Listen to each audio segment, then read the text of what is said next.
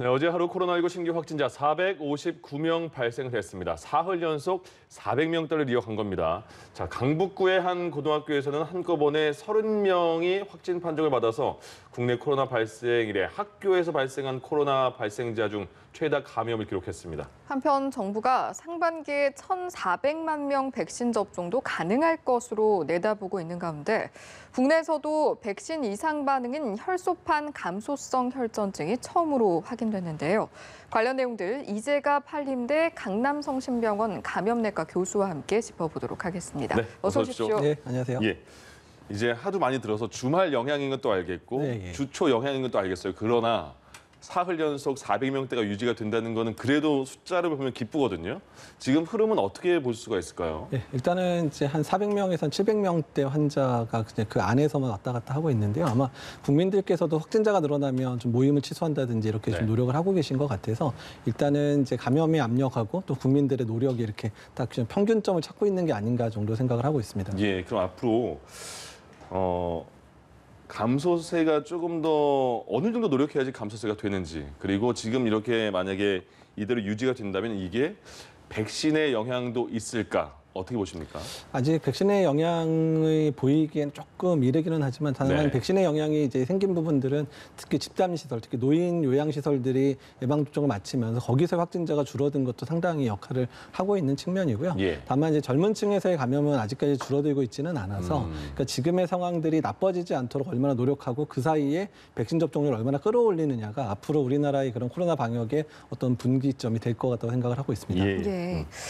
지역 감염 상황도 좀 살펴보도록 하겠습니다. 강북구의 한 고등학교 3학년 학생 30명이 한꺼번에 확진 판정을 받는 일이 있었는데 지금까지 학교 감염 사례 중에 이렇게까지 많은 인원이 한꺼번에 감염되는 일이 있었습니까? 사실은 이제 예전에 한 15명 정도까지는 한번 밝혀진 적이 있는데 이렇게 30명이 한꺼번에 진단된 경우는 처음이고요. 또 아직도 지금 전수조사가 계속 이루어지기 때문에 더 확진자가 늘어날 가능성도 있거든요. 예. 그래서 학교에서의 발생 양상이 특히 이제 초등학생이나 중학생 정도까지는 부모님으로부터 감염되는 사례들이 사실 많은데 고등학교 때부터는 이제 아이들이 이게 반경이 넓어지기 시작하다 보니까 친구들이라든지 뭐 학원이라든지 PC방, 노래방 이런 데서 감염되는 사례가 많아서 예. 특히 고등학생들에 대한 부분들에 있어서는 조금 더 면밀하게 방역 대책을 좀 찾아야 되지 않을까 이렇게 생각을 하고 있습니다. 예, 조금 전에도 이제 반경이 넓어진다라고 말씀을 해주셨는데 이런 경우에 그러면 검사 대상을 어디까지 좀 확대를 해야 할까요? 그러니까 일단은 이제 아이들의 확진된 게 확인이 됐다면, 근데 아이들이 사실은 학교 안에서만 있는 게 아니라 뭐 학원, PC방, 노래방 다니고 네. 또한 다른 학교에 있는 친구들하고도 같이 이제 학원에서 수업을 듣는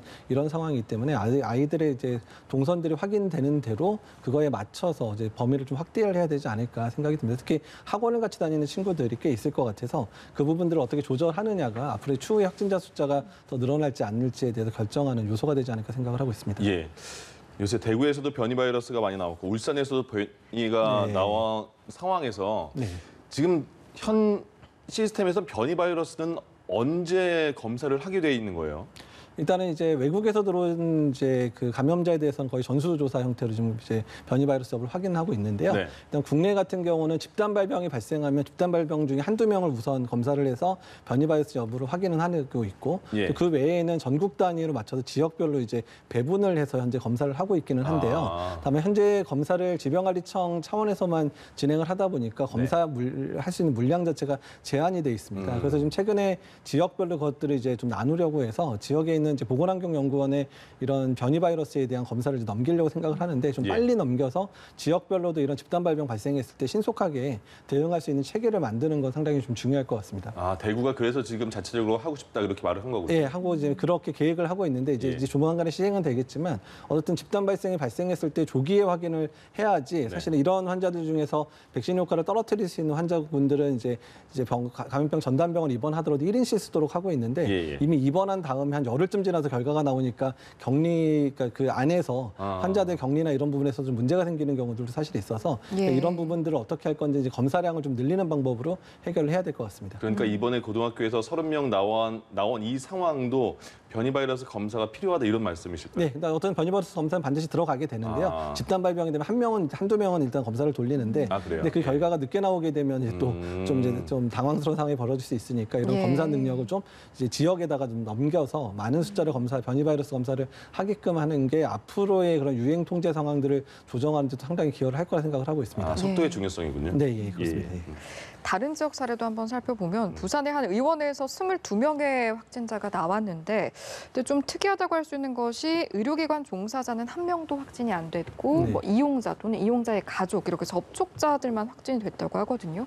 이번 사례는 좀 어떻게 네, 바라보셨습니까? 일단 이제 의료기관의 종사자들은 이미 예방접종을 대부분 마친 상황이고요. 예. 그러다 보니까 우리 종사자들이 안 걸린 것만으로도 이제 확진자의 범위가 넓어지지 않는 측면이 있기 때문에 다행으로 생각은 드는데, 어쨌든 이런 의료기관이나 이런 곳뿐만 아니라 최근에 집단 발병 일어나는 공간들이 환기의 문제들이 있는 경우들이 상당히 좀 많습니다. 예. 그래서 이제 환기를 어떻게 하느냐가 앞으로 특히 여름철 같은 경우에 에어컨을 틀면서 밀폐된 공간들을 많이 만들어주는 상황들이 되니까 예. 환기를 얼마나 신경 쓰느냐가 앞으로 여름 방역에 있어서는 상당히 중요한 역할을 할 거라 생각을 하고 있습니다. 예, 실제로 공기 전파도 이제 WHO나 네. CDC에서 코로나 공식 감염 경로로 이야기가 됐는데 지금 시점에서 올바른 환기 방법이 무엇인지도 저희가 한번 짚어보면 좋을 것 같거든요. 예, 일단은 이제 되도록이면 자연 환기가 가능한 공간들은, 그러니까 지금 많이 덥지 않은 상황에서는 창문을 좀 어느 정도 열어놓고 계시는 게 가장 좋은 환기 방법이고요. 예. 이제 여름이 돼서 더워서 에어컨을 틀게 된다 그러면 2시간을 에어컨을 돌리면 한 10분 정도는 완전히 창문을 활짝 열고, 그다음에 에어컨 이제 공기가 이렇게 순환될 수 있도록 해주시는 게 중요하고요. 예. 자연 환기가 안 되는 그런 이제 중앙 집중식으로 냉난방을 하는 공간들 같은 경우는 이제 그 배기 방식을 조정을 해서 신선한 공기가 더 많이 유입되도록 하는 방식, 그리고 이제 급배기로 해서 내부에 있는 공기가 많이 밖으로 빠져나게 하는 이제 공조의 방법들을 선택을 하면 조금 나아질 수 있어서, 그런 부분에 있어서는 이제 공조 관리자들이나 이런 전문가들하고 건물들에 있는 이제 관리자들이 상의를 해서 이런 그 환기의 방법들도 많이 조정이 필요할 거라 생각을 하고 있습니다. 요거 하나만 알려주세요. 이제 여름 되면 네. 버스 탈 때 에어컨 틀어야 되는데 그때 창문 다 닫잖아요, 보통. 네, 예. 그러니까 그런 열어도 경우- 돼요? 예, 그러니까 일단은 이제 그런 상황에서도 되도록이면 이제 그 에어컨의 바람이 지나가는 통로를 생각을 한두 군데 정도는 창문을 열어줘서 네. 계속 환기가 되도록 해주면 좋겠고, 문을 열 때 활짝 이제 그 손님들이 내릴 때 있잖아요. 그럴 때 네. 문을 활짝 열은 상태에서 잠깐만 좀 정차를 해서 2, 30초만 늘려놓더라도 환기가 많이 되거든요. 그런 방법들 좀 생각을 좀 해주시면 좋을 것 같습니다. 그러니까 올여름에는 버스 타도 에어컨 틀었다고 창문 열었다고 뭐라고 하면 안 되는 그런 예, 상황인 거죠? 예, 알겠습니다. 그렇습니다. 예. 이제 백신입니다. 그 백신 모더나도 들어오고 얀센도 100만 명분 이상을 미국에서 보내줍니다. 그러면 일단 백신 수급 문제가 얼마 전까지 많이 논란이었잖아요. 네. 백신 수급은 지금은 걱정은 없는 상황입니까? 예, 이미 한 1,100만 명분 넘게 좀 국내에 들어와 있는 상황이고요. 거기에 이제 미국에서 보내는 얀센 백신 100만 명분이 이미 더 들어와서 예. 특히 6월까지 이제 저희가 제일 걱정했었던 부분이 한 100만 명에서 150만 명분이 부족하지 않을까 예상을 했었는데 네. 그 부분이 이제 메워진 상황이라서 일단 6월까지 목표인 1,300만 몇 명은 이제 국민들께서 접종에만 잘 동참만 해주시면 이제 네. 무난하게 달성할 수 있겠다 이렇게 예상이 되고 있습니다. 그러니까 1,300만 명 이제 정부가 1,400만 명까지 늘린 것 같은데 네. 6월달까지. 네. 그 중에서 정부가 생각한 거는 고령층이나 고위험자분들이 많이 맞았으면 좋겠다는 생각이었잖아요. 네. 지금 그들의 접종률은 어떻게 파악이 되는 거죠? 그러니까 지금 이제 60세 이상의 예약률이 계속 올라가지 않다가 이제 예. 어제부터 이제 거의 70% 육박하게 올라가고 있고요. 네. 6월 3일까지가 지금 예약 마감 시간이기 때문에 예. 아직까지 접종을 이제 많이 좀 꺼려했거나 좀 이제 주저하고 있었던 분들.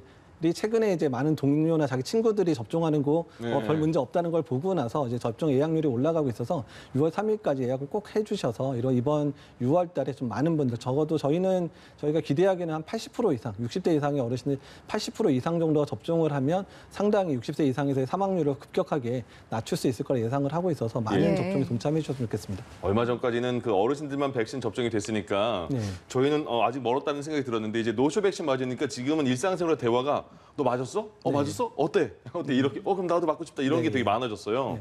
그러니까 동기부여가 많이 되는 것 같은데 이런 이런 게 그 백신 인센티브의 영향도 충분히 있는 거잖아요. 네, 그렇습니다. 인센티브 어떻게 보십니까? 예, 인센티브는 이제 접종의 동기를 올려주는 데서 가장 중요한 측면이고 일단은 긍정적으로 작용하고 있어서 상당히 다행으로 생각합니다. 다만 이제 인센티브를 주는 주된 이유가 백신 접종을 올리려는 거지 방역을 완화하겠다는 사인은 아니거든요. 그래서 국민들이 받아들이실 때 백신 접종을 열심히 해서 우리가 이제 안전하게 생활을 좀 더 하자 이렇게 받아들이시고 백신 접종에 좀 더 동참하는 데 작용하기를 바라고 있습니다. 예, 알겠습니다. 그리고 최근에 아스트라제네카 백신 부작용으로 꼽힌 혈소판 감소성 혈전증이 국내에서도 한 건이 확인이 됐는데요. 일단은 다들 궁금해하시는 게 어떤 증상이 나타났기에 이렇게 판단을 내리게 된 건가 이 부분인 것 같아요. 예, 일단 30대 남성으로 좀 알려져 있는데요. 일단 접종하고 나서 한 4일 정도 지나면서 이제 머리에 두통이 생겼다고 알려져 있고, 근데 그 두통이 진통제나 이런 거에 반응을 하지 않아서 2, 3일 이제 버티다가 이제 병원에 내원했고 MRI랑 여러 가지 검사를 통해서 혈전증이 확인된 걸로 돼 있습니다. 현재까지 혈소판 감소 혈전증은 한 4일 정도부터 해서 한 달 사이에 발병한다고 돼 있고 대개의 사람들이 일주일에서 열흘 사이에 많이 발병을 하고 있기는 합니다. 그래서 주된 증상은 이제 두통이 발생하는 경우도 있고 가끔 이제 복강 내에 이제 혈전증이 생기는 경우는 극심한 복통이 유발되기도 하거든요. 그리고 혈소판이 감소되면 가끔 이제 출혈성 자반 같은 게 형성되는 경우들이 있어서 그런 경우가 하루 이틀 내에 호전이 안 된다 그러면 빨리 이제 뇌 쪽에 촬영이 가능한 그런 CT 촬영이 가능한 그런 이제 병원에 내원하셔서 검사를 받으시면 되겠고요. 초기에는 이게 이제 어떤 병인지 몰라서 사망률이 한 20%까지 올라갔는데 최근에는 이제 조기에 진단만 되면 이제 치료가 가능하기 때문에 사망률이 10% 미만으로 떨어지고 있거든요. 그래서 조기 진단이 상당히 중요한 그런 이상 반응을 생각하시면 될 것 같습니다. 조기의 어떤 판단이 중요하려면 스스로도 뭔가 이상하다라는 판단을 어느 정도 하는 건 중요할 것 같은데 일반적인 접종 후에 부작용이 있을 것이고 또 이런 특이 사례가 있을 텐데 그 차이가 좀 말씀하신 걸로 따지자면 복부 통증으로 좀 판단을 하면 되겠습니까? 그러니까 이제 판단의 이제 시기가 더 중요하고요. 그러니까 접종하고 하루 이틀 지난 상황, 하루 이틀 내에 발생해서 머리 아프거나 열나거나 근육통 같은 경우는 초기에 이제 백신에 대한 면역 반응 때문에 생기는 형태로 나타나는데 이제 혈소판 감소 혈전증 같은 경우는 내 몸에서 이제 그 혈소판에 대한 항체가 만들어지면서 생기는 그런 2차적인 이제 합병증이기 때문에 대개 한 4일에서 일주일 넘어서 대부분 한 일주일 내외에서 발병하니까 조기에 발생해서 하는 경우는 이제 타이레놀이나 뭐 그러니까 아세타미노펜 계열의 그런 해열제 먹으면서 버티시면 되지만 그런 해열제나 진통제를 먹어도 감소되지 않는 통증이 있는 경우는 일단은 이제 빨리 내원해야 되고 시기는 4일 이후 정도로 생각하시면 될 것 같습니다. 접종 후 반응이 있는 상황에 대해서 저희가 짚어본 건데 최근에 또 이제 백신을 맞은 분들을 보면 백신을 맞았는데 반응이 없는 경우에 이게 면역 효과가 제대로 된 것인가 백신 효과가 없는 게 아닌가 이런 말씀하시는 분들도 계세요. 상관관계에 대해서 좀 짚어주시면 좋을 것 같습니다. 최근에 이제 서울대에서 이제 그 연구 좋은 이제 논문을 하나 낸 게 있는데요. 그 백신 반응에 의해서 특히 초기에 뭐 열이 난다든지 근육통이 심한 사람들과 그러지 않은 사람에 있어서 항체 형성되는 정도를 비교했더니 큰 차이 없더라라고 돼 있습니다. 그래서 급성 반응 같은 경우에는 이제 면역 반응 자체가 초기에 강하게 반응하는 사람들에서 나타나는 현상이지, 그러니까 그렇게 반응이 안 나타나더라도 점진적으로 항체는 잘 생긴다고 알려져 있기 때문에 너무 내가 반응이 없다 그래서 너무 서운해할 필요도 없고 반응이 강하다고 해서 너무 또 걱정할 필요도 없을 것 같습니다. 교수님, 조금 전에 교수님도 은연중에 타이레놀 얘기 나왔잖아요. 그러니까 이게 그 방역 당국에서도 초반에 타이레놀 같은 거를 드시면 된다라고 말해서. 많은 분들이 타이레놀만 먹어야 돼라는 생각이 있나 봐요. 어제 제가 약국에 갔더니 타이레놀은 없고 타이레놀 같은 똑같은 성분의 약은 있습니다. 써놨더라고요. 제가 그래서 타이레놀 같은 성분 주세요 했더니 그 약사님이 너무 힘들다고 타이레놀만 찾으시고 그래서 그 아세트 무슨 뭐 아세트아미노펜이고요. 타이레놀의 주성분이 아세트아미노펜이거든요. 그러니까 그 성분은 이제 효과가 다 동등하기 때문에 아세트아미노펜 성분은 거의 전국에 70여 개 회사에서 좀 이제 하고 있기 때문에 약 충분히 남아 있으니까 타이레놀을 고집할 필요는 없습니다. 그렇죠. 그렇게 확실히 말씀해 주셔야지 다른 것도 사실 것 같아요. 그리고 또 하나가 백신을 맞고 이제 그 성분이 들어간 약을 먹으면 두통이 있을 때 먹는다고 하잖아요. 근데 혹시 두통이 있을지도 몰라 하는 생각에 백신을 맞고 그냥 미리 먹어도 되나요? 사실 뭐 미리 먹는다고 크게 뭐 백신 효과를 떨어뜨리고 이러지는 않는데요. 네. 근데 이제 모든 약이 또 이제 독성이나 이런 게 있기 예. 때문에 굳이 먹을 필요가 없는데 먹을 필요는 없다고 얘기를 하고 있거든요. 예. 그래서 증상이 나타나면 그때 복용하셔도 늦지는 않습니다. 그래서 예. 근데 다만 증상이 너무 심해진 다음에 먹으면 효과도 떨어지니까 증상이 이제 시작되려고 하는, 그러니까 좀 머리가 아프려고 하거나 조금 으슬으슬거리면 그때 초기에 드시면 효과는 좀 빨리 나타나니까 그렇게 복용하는 건 좋을 것 같습니다. 알겠습니다. 이런 일이 또 있었어요. 얼마 전에도 그 백신 맞으시고 그 치매 걸리신 분이 다시 안 맞으신 줄 알고 다시 가서 맞으신 경우가 있었잖아요. 이번에는 근육통을 치료하러 중학생이 가서 근육통 치료 때문에 주사를 맞은 줄 알았더니 그게 아스트라제네카였다. 네.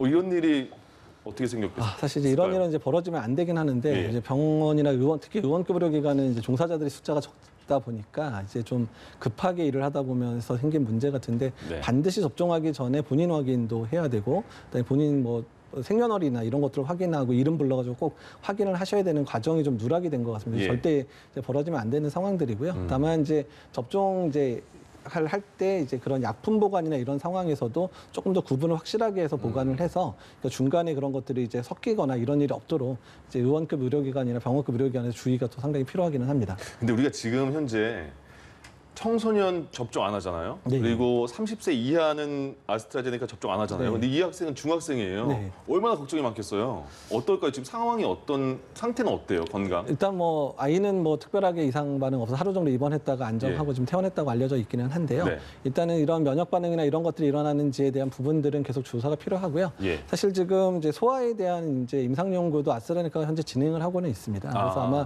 이제 크게 뭐 이상이 있을 것 같지는 않은데 예. 일단은 이제 지금 아직까지 접종 허가가 안 된 연령에 맞아진 부분에 대해서는 면밀하게 조사하고 아이들에 대한 피해가 없는지에 대해서는 확실하게 이제 관찰을 해야 될 것 같습니다. 아유, 정말 다행이네요. 네. 그럼 이제 마지막으로 그거 한 말씀 해주세요. 지금 그 어르신들도 그렇고 뭐 특정 백신에 대해서도 그렇고 아직까지 불안해하시는 분들이 많아요. 그 이유가 네.